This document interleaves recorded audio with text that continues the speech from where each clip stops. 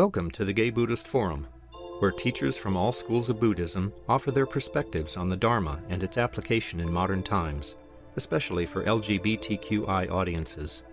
These talks are offered freely to the world and made possible by appreciative listeners. If you would like to support our efforts to share the Dharma with underserved audiences, please visit gaybuddhist.org. There you can donate, find a list of upcoming speakers, or enjoy many hundreds of these recorded talks dating back to 1996.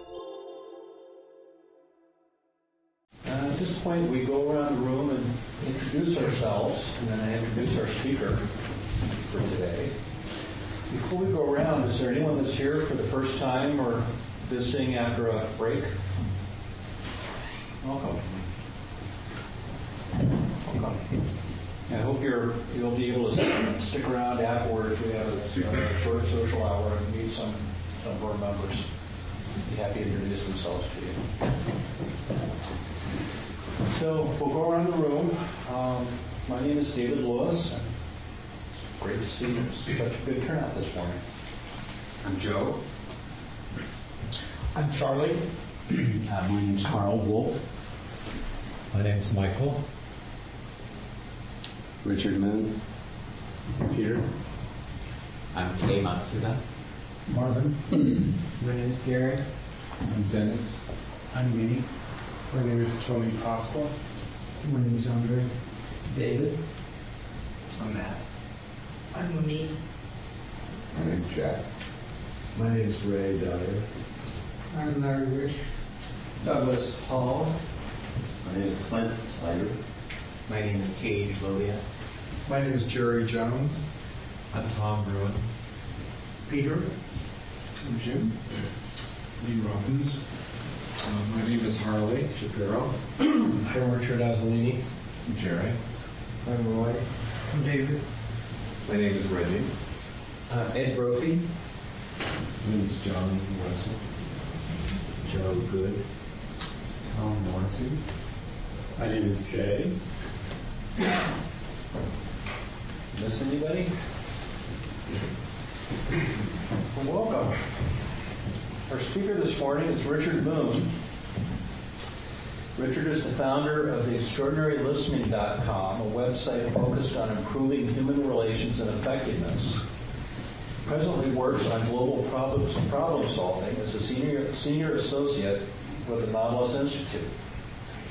He has engaged in international peace building in Cyprus and Bosnia with a consortium, including the Institute for Multi-Track Diplomacy in Washington, D.C., Conflict Management Group in Boston, and the Fulbright Commission. He has authored several books, including The Power of Extraordinary Listening and Aikido in 3 Easy Lessons, which is also available as a DVD. In his spare time, he produces a variety of musical recording. Welcome, Richard. Good morning. Good morning. Thank you for inviting me.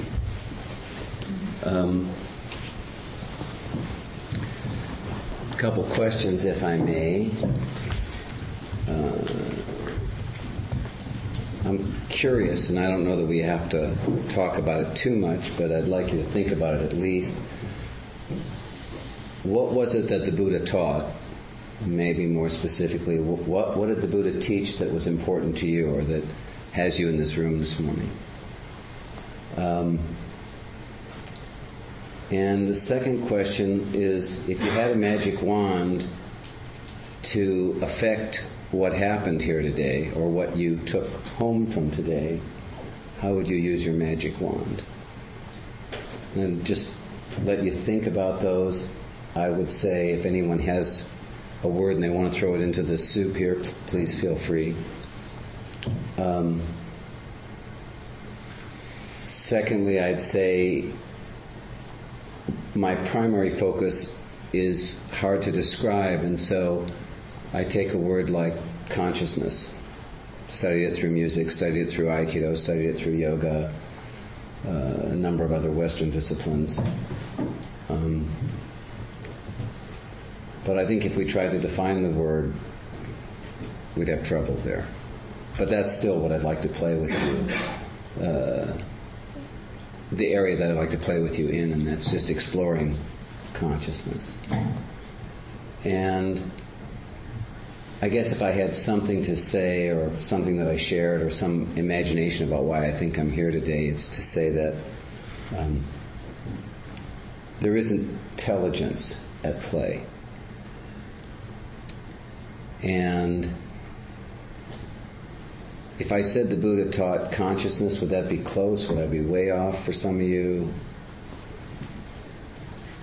Okay, the next thing is, I know it is your tradition to listen and whoever's up here speaks. And I'd like to just start to say, well, if we could just hang out together for a few minutes, I think we'd have a better time. So if you have a word, throw it in. Otherwise, I'm just going to dominate with my ideas and opinions, which are, don't take anything on my authority.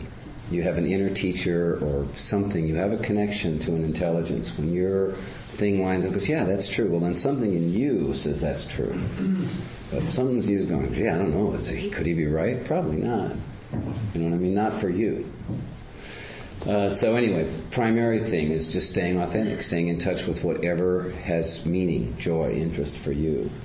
And then if we can explore together to recognize that many facets of our being go on what I would call sleep mode, just like your computer does or your cell phone does. And then all of a sudden you wake it up and then you start to notice, oh, you're that way. You know, you're different with your mother than you are with your boss. You're different with your friends than you are with your coworkers. Little things start to change. You're a very, very complex system here. And there's so many voices talking, if you will, in terms of feelings. It can be a little complicated. But let's talk about the natural intelligence of water. What water knows how to do is go downhill. And it doesn't understand it. It couldn't talk to you about how it does it or why it does it, but it just so naturally flows downhill until there's nowhere to go, in which case water just can sit. It has a very natural intelligence of its own nature. As our field of intelligence includes a domain we call thinking, thinking is affected by everything you've ever heard, everyone you've ever met. You're influenced in your thoughts by what you've been taught and who you hang out with and you know the stimulation you receive. Feeling is a very unique experience. Everyone feels themselves right now, and no one feels the way you feel, although we have things we can share in it. And these two domains can have a little difficulty understanding each other. Am I making sense? Are you? Yeah. All right. So don't ever feel like you're going to interrupt me if I say something wrong or something you don't understand or something you just want to talk about. I am inviting you to join in, and I won't wait for you, but I would encourage you. The other thing I'd like to do is invite you to do some physical movement, very gentle, simple physical movement. Maybe in your tradition, maybe in your domain, maybe something you'd be uncomfortable doing for some physical reason or just because you don't want to. So do whatever is right for you, please. And I'd just like to invite you to stand up and do an exercise with me, okay?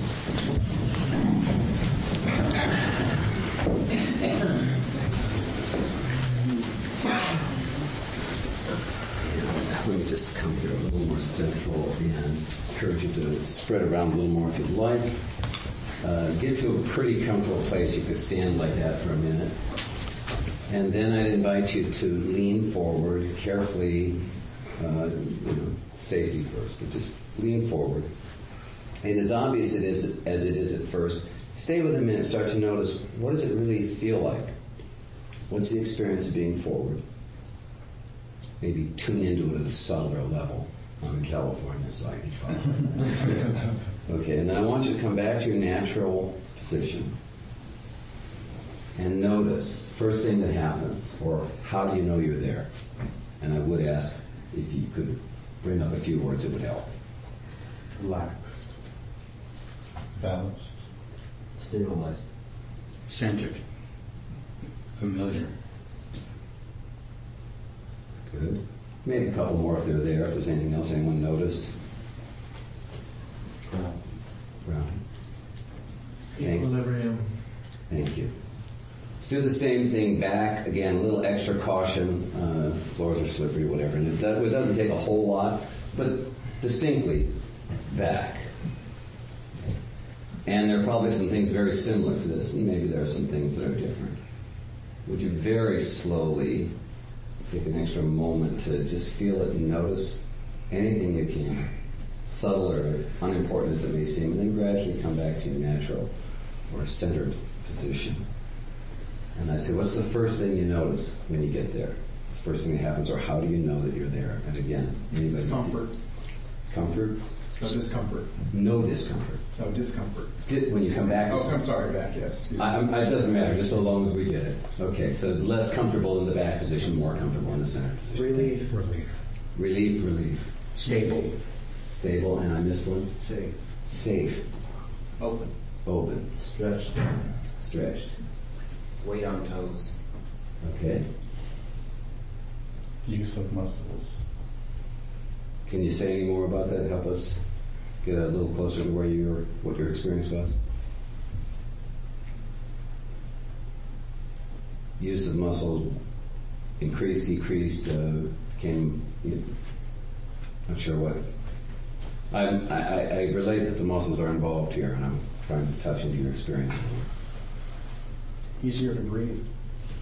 Okay. More conscious of body. Okay. So if I fed this back, I'd say centered, relaxed, relieved, more comfortable, safer, more open, more at ease, less effort, less use of the muscles. Everything becomes easier, more open, and more positive in the state. All right, can I sell that? Yeah. Okay. Let's do it again. Let's go forward now. This time I just want you to go forward a little bit. Maybe, a little less than you'd think, so you kind of get like, you wouldn't even think of this particularly as being forward that much, but when you notice it, you go, oh yeah, it is. And then gradually coming back to that centered place and noticing that even if it was less off-center when you come back, the same system is unfolding for you, the same messages are going on, the same feelings are... Again, stop me if I'm off here. I'm just going to go on if you Okay.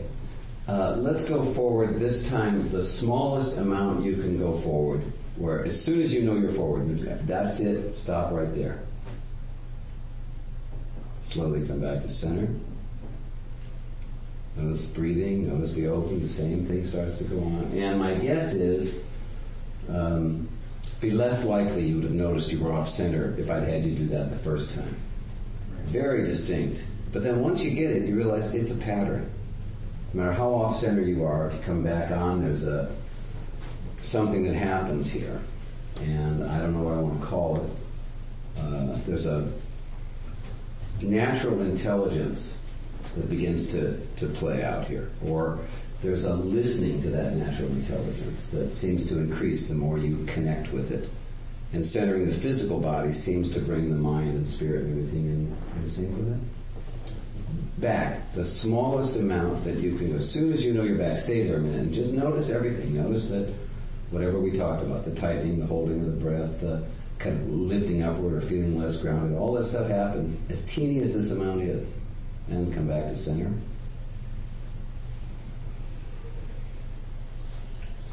Okay.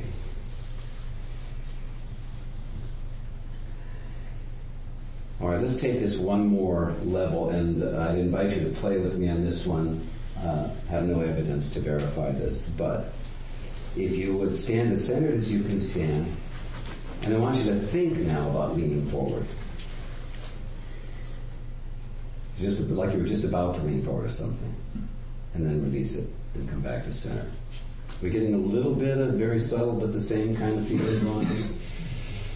Let's do the same thing backwards. Just think about going backwards. Just about to lean backwards, or whatever that setting the mind that way is. And then bring the mind right back here to center with the physical body. Okay, so my sense is this consciousness is a connection between the psyche, the soma, and the corpus. The psyche, the intellectual, mental, feeling domain of awareness, and the corpus, kind of the physical neurons and muscles and everything that makes your life whatever it is. And then this other indefinable stuff.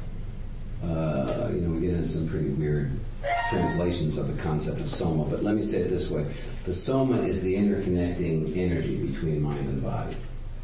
And when you start to feel whether or not you're balanced, or feel that your weight is on the balls of your feet, or that it's on the heels of the feet, or that it's on the inside or the outside, or equally distributed, or any amount that's good. As soon as you start to shift into that awareness, you bring your mind and body into a unified field. Okay, and then I think we start to see human intelligence.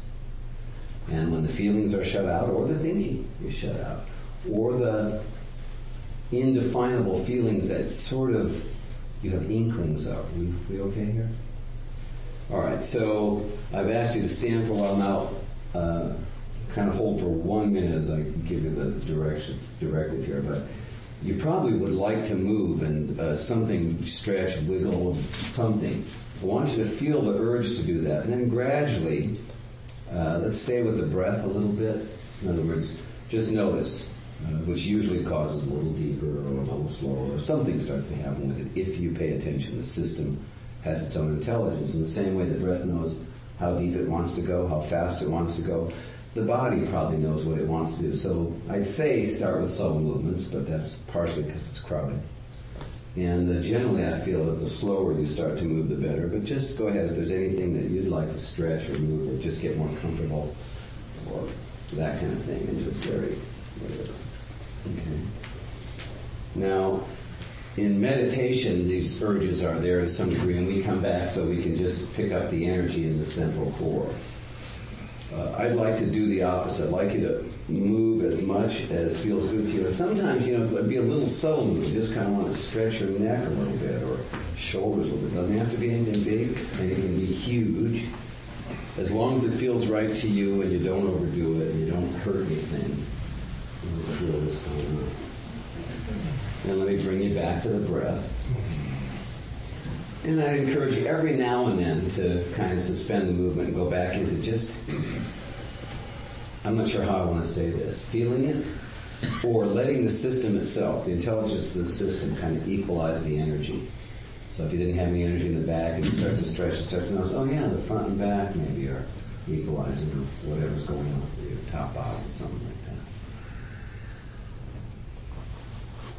that. Okay. So again, this same presence is potential at any point, at any time in your life, whether you're driving, when you're sitting at your desk on the most important conversation of the day. You could be in this safer, kind of more open space, more comfortable, more relaxed, using less effort, or you could go the other way.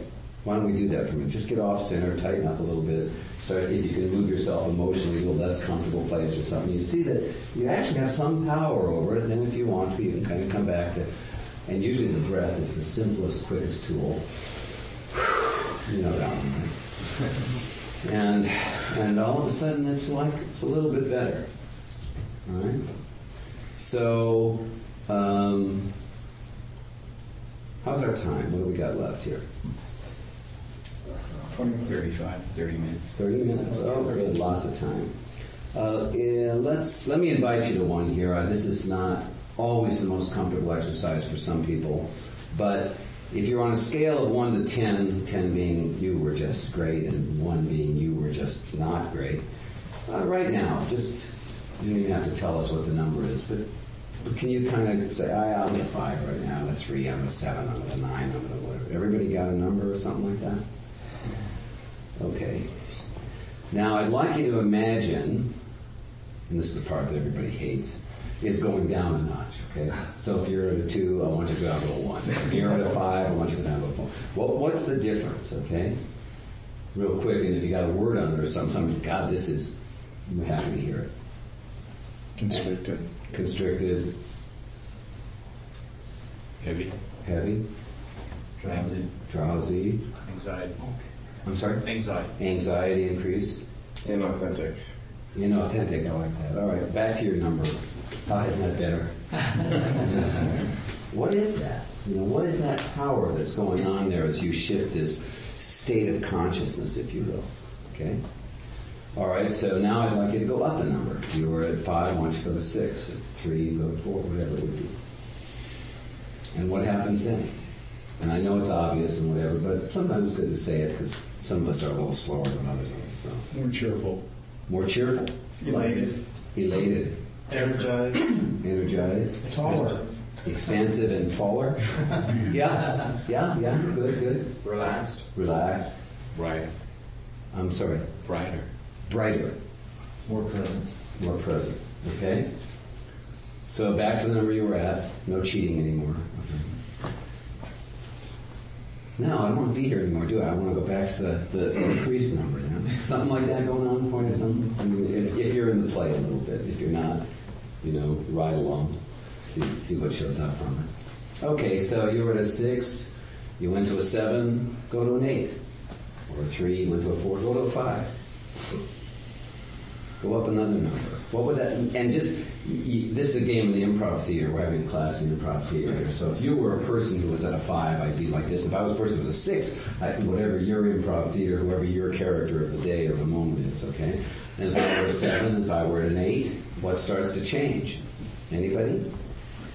And again, now, the more we get up there, the weirder it's going to sound. So I want to encourage you to go ahead and just pop it out. We don't have a lot of words for it. So you're going to use words that we're going to have to kind of like metaphorically pick up what you mean. But if you're willing, we'd love to play with it. So up another notch. What's going on? What happens when you start to go to a better place, a better field of energy, a better state of being? Cheerful. Bliss. Heart energy gets stronger. The what gets stronger? Heart energy gets stronger. The energy is stronger. Wholeness. Empowered. Okay. So let's go to 10, whatever that means for you today. What would 10 be? Delicious. Yeah. And sometimes, believe it or not, 10 is kind of like, you won the lottery. For a minute, it's like, it's not quite great. It's not necessarily bad, or it can be scary, but it's not always great right away. But just like, okay, there's a different level or a different quality of energy present. How are we doing? Giddy. Okay. So let's go back to that number below where you started. No, don't. But if you can feel, it's like, why do we go there? Why do we live there? Are we in sync? Am I in the right room still? Okay. What is it that happens there when it's this easy to make a shift? And I mean, this is in a room where we feel safe or we're friendly or they aren't bombing or shooting at us right now. But if it's that easy to shift, what is it that causes us to go to now go back to that word sleep mode?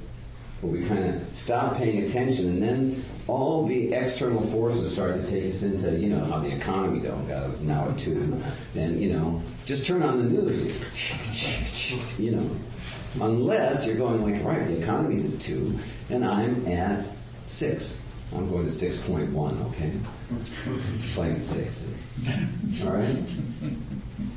In sync it all here, I mean, it give you something. So, and what I think is happening is, now I'll just give you a description. Again, couldn't prove it, don't mean to impose it, but it's like as you start listening to, here we go, the universal intelligence, you start to feel bliss.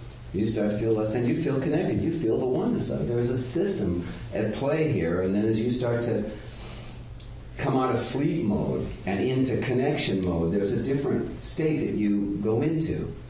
But it's also quite natural. It's quite trained into our system. There's a time and a place to shut down. I just don't think we always use it in the right time and place.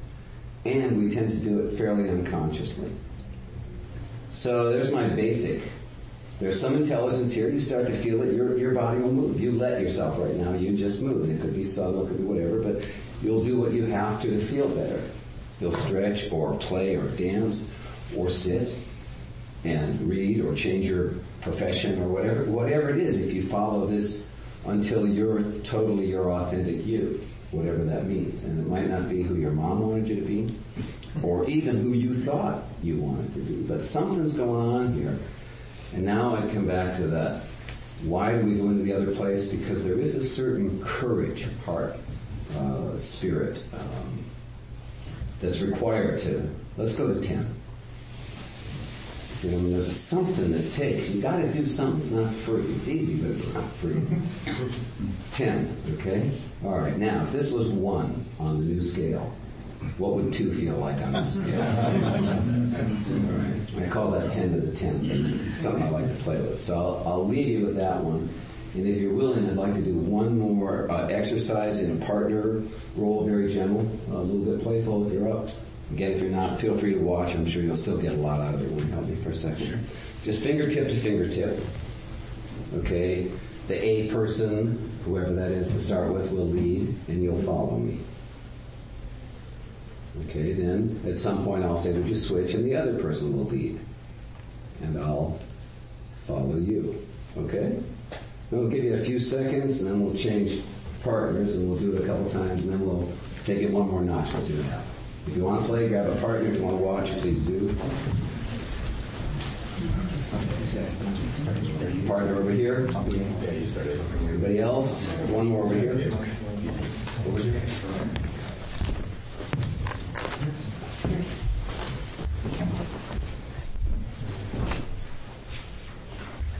So if you've done a minute, go ahead and switch roles.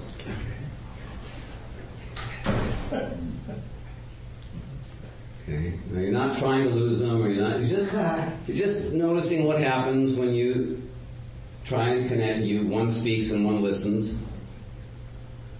Switch roles.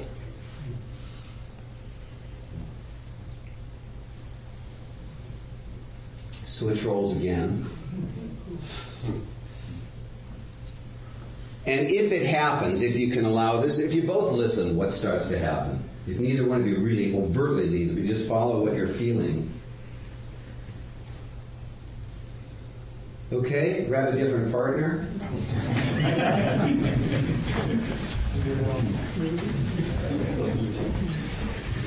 First person leads. Watch your breathing, watch the tension build up in your body and let go of that. Let the breath bring you back to that centered, open, relaxed, fluid kind of state. And let your shoulders and hips start to move a little bit. I mean, again, I'm just talking subtle movements, but let it, if you notice it's kind of frozen, I'll let the body move. Even the feet can move just the littlest bit, okay? And switch roles. And again, it's that quality of listening. Can you listen to your own energy while you listen to someone else's energy?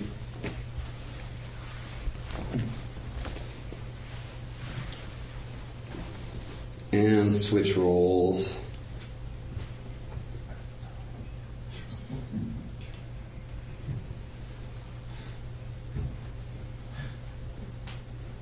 Again, let the bodies move a little bit. Again, just naturally, let them do whatever they want to do. Don't tell them anything. And switch roles. And both listening.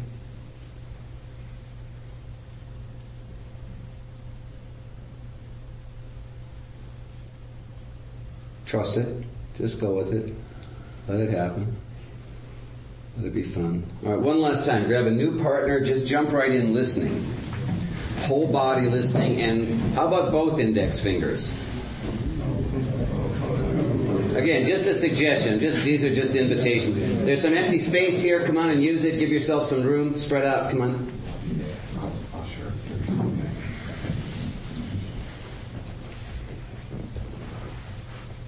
Missing a partner here, someone? Got one over here? Or you? Okay, now they're starting to get kinky on us. So go ahead and grab somebody else. No, stay with your partner, but the two of you touch one of your index fingers to somebody from a different group. Now, I don't want to do anything. I'm not trying to accomplish anything. I'm simply listening to the energy and then seeing if I'm willing to listen to the energy. When the energy starts to move, do I go or do I have to wait and be sure? Or do I have to stay in control? Or is it fun for me? Or is it scary? Or is it just exploring? And I'll just give you about another 60 seconds of this. So, again, hips, knees, feet, if you want.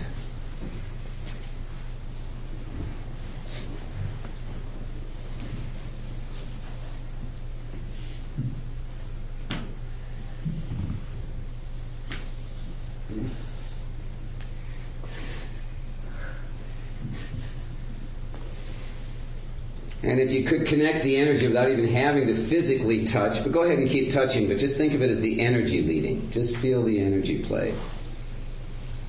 And then I want to say at a subtler level, throughout more of your body, throughout more of your system, feel it. Imagine, pretend for our class of improv here that you're feeling it. And what would you look like if you did? In the last couple seconds here. And when you're ready, you can wind it down and we'll sit down and chat for a last minute here.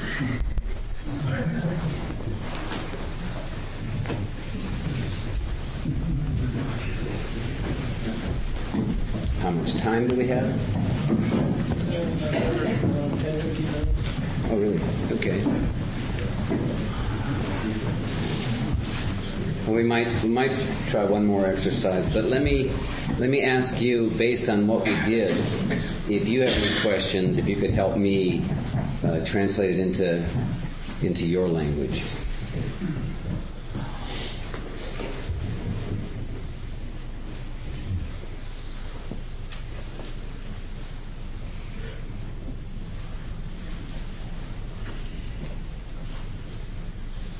It's not a question. I just really love the versatile dialogue that it is. It just created so many of the best things in the world to do. It's really fun. Good. Well, thank you.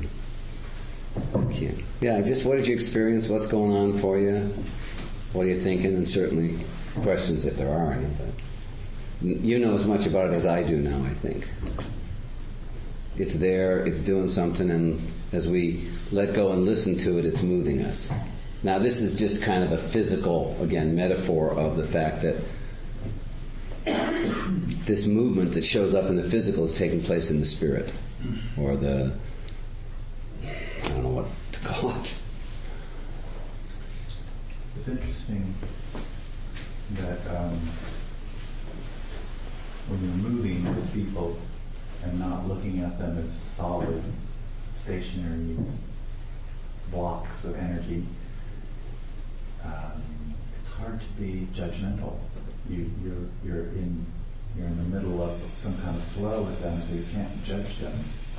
Suddenly you become in the same playful space. Yeah, I think that whatever you do in the body, that becomes the same thing's going on in the mind. So when you're rigid in the mind, if you watch somebody, their body tends to be that way too. And so you can affect the breath or the mind or the body through each other. The easiest one to affect is the breath. It's the easiest one to grab. You can just make your breath deeper or slower. Really easy to do. Relaxing the muscles of the body, that's a little bit harder. You can do it though. And the cheap trick there is if you tighten up a little bit first and then let go, when you're having a rough day, it'll help you go in the right direction. And then, of course, relaxing what we'll call the neural energy, or beginning to relax the can I call it the aura? I don't even know what to call it. The energy that permeates and surrounds the body. Please. I was reminded of a really good sexual connection where you listen to the other person and you say something, and it can be playful, and it can, it's like listening. It's like a nonverbal dialogue. That's sort of hard to imagine having sex any other way, and yet I know people do it. Because the head and all the whatever you want to call them, what Krishnamurti used to call the conditioned mind, is so controlling.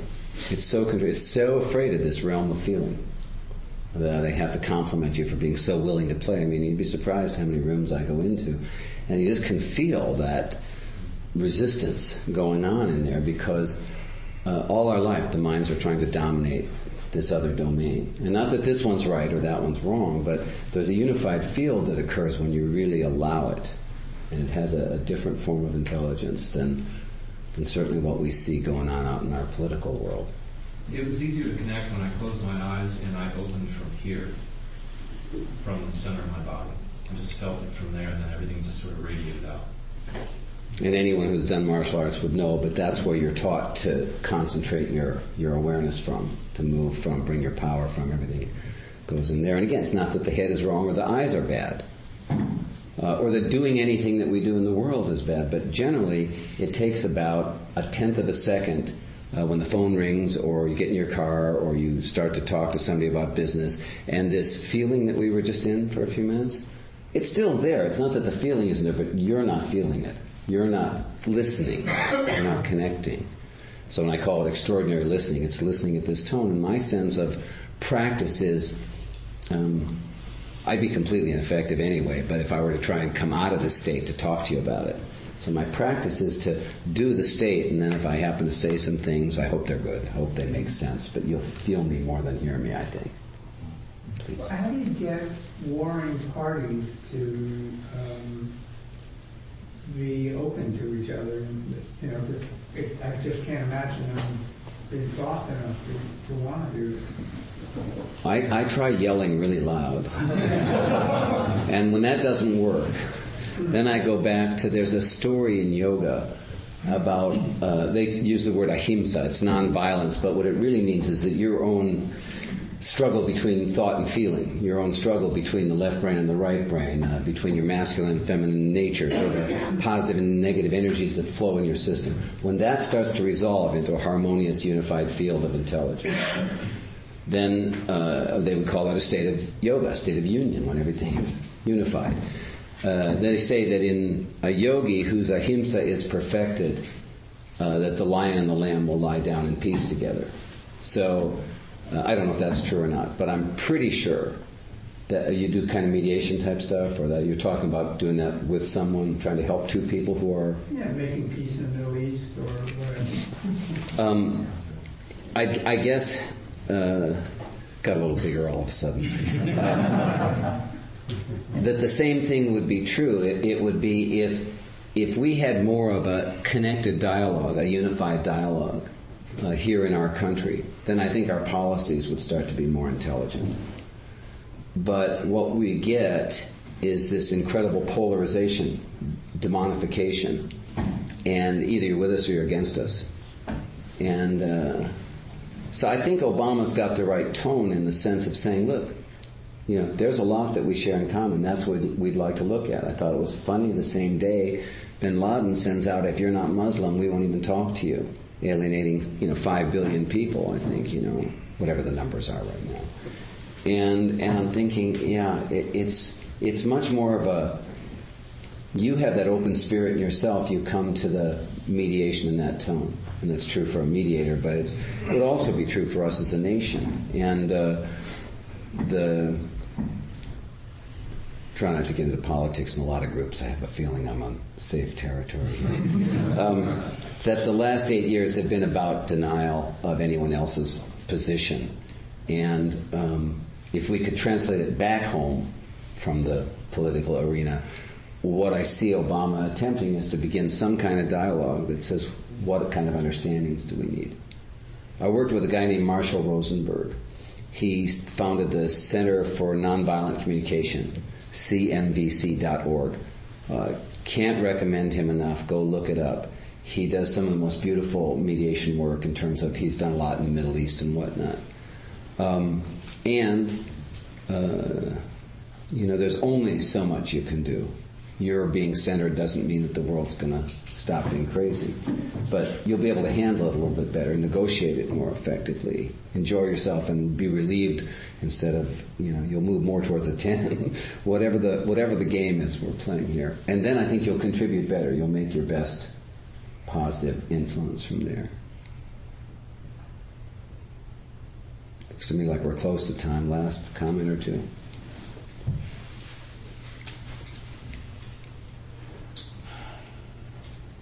Are you a Bay Area person? Yeah, I'm sorry to say, I live in Marin. It's like I say, anywhere I go in the country, they make fun of the fact that I'm from California. When I'm in California, they make fun of the fact that I'm all right, so let me just recap really quickly. I believe that the universe, the whole of creation, the creator, or the creative forces and the creation are all a unified field somehow, that we're all part of one system. No one's outside of it. And that the system itself has a natural intelligence, a little bit like water, not like it's going to make everything okay or anything, but there's something at play here, and the more you tune into the forces, the more that you can operate with them. You'd think some Aborigine stuck in the middle of, downtown traffic at rush hour or something like that would be in serious trouble. But most of us run in and out of it. Even though we could be killed at any moment, we run in and out of it like it was nothing because we're aware of it. We're comfortable. We're used to those kinds of forces. So tuning into, feeling, allowing yourself to imagine in the beginning, because that's how it seems at first. Imagine and then follow that into perception about the forces that are at play in your life. My assumption, my hope, and my offering would be you will negotiate it much more effectively, much less fear, get where you're going with less effort, and hopefully have more to contribute to the whole of our society or your immediate family, whatever's important to you. Good? Thank you for having me. Thank you. Will be able to hang around and talk to people individually, or do you have to leave? No, I'll stay for just a few minutes. I have to go pretty quick, but let me spend a few minutes with you. Do you have any announcements this morning? I have a couple. Yes. If anybody's interested, there's another LGBT sitting group every Monday at the Gay Center from 5:30 to 6:30. It's sort of the same format as this, a half-hour meditation, and then it's only a half hour of a talk. And it's a mixed group of men and women and transgender and old and young. It's very diverse, and it's been going on for many years. So if anybody feels like starting their week on Monday with another meditation, it's a good place to go. Who does the talk? Well, it's different people, like here. So, just whoever is around, different teachers or different, practitioners. Yeah. And the other thing I wanted to mention is on July 18th, it's a Saturday, there's a day-long retreat at Spirit Rock with Irina Weissman, who is one of the foremost and one of the first openly gay meditation teachers in the country. And she's really wonderful and has been here a couple of times over the years. And she also teaches the 5-night silent retreat, the annual LGBT one at Spirit Rock. But she's doing a day-long on July 18th at Spirit Rock for the LGBT community. And so you can check it out. It's a sliding scale fee, and it's spiritrock.org is the website, and it's a great place if you've never been there to experience it just for a day. Beautiful, about 45 minutes drive, in Bruein County as well. And so those are the two things I wanted to mention. Our speaker next week will be Shahara Godfrey. She teaches at the East Bay Meditation Center, very big in Buddhist Peace Fellowship, and talks a lot about social activism. Okay. Yes. Good morning. I'm Kei Matsuda, and I'm the host this morning. And so please stay and enjoy our social hour, which lasts until 12:30. We have some goodies, fruit and cookies. The almond cookies are vegan; other ones are not. We also have sign-up sheet. So if you'd like to stay in touch with the group, please leave us with your email address and street address so that you can receive our newsletter and other communication. Third, usually the group of people will go out and have lunch around 12:30, and the group meet around the front door, either right inside or right outside, depending on the weather. So if you're interested, please look for the group. And finally, I'll be coming around with a Dana bowl, and suggested donation amount is $5 to $8, and we'll be happy to accept any amount beyond that amount also. So again, thank you very much and welcome. I have an announcement. A few weeks ago, I brought a stack of CDs, which are a donation to our Sangha from Thanissaro Bhikkhu, who's an American monk trained in the Thai forest tradition. It's a collection of his Dharma talks. They're quite short. So help yourself. They're for free. They're a gift to the Sangha. If you stick it in your computer, you'll get an index will pop up, and you can also download it on your MP3 player. And we seem to have extras, so actually, if you have a friend, go take a handful. But if you have a friend or two that aren't here and want to share them, feel free. The crickets in the background are especially nice. The crickets in the background of the talk. Crickets are always good.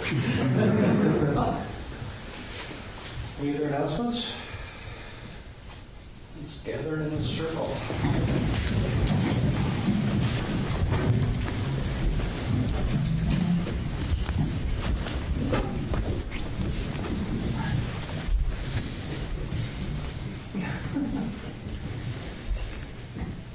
On this Vesak Buddhist holiday, let's be mindful of all of our Dharma practicing brothers and sisters that are doing exactly the same thing we were doing today.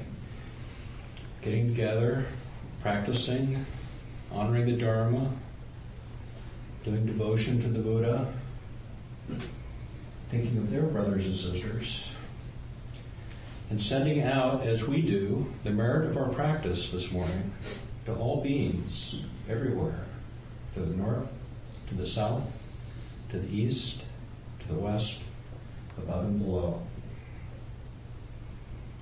Blessings to all.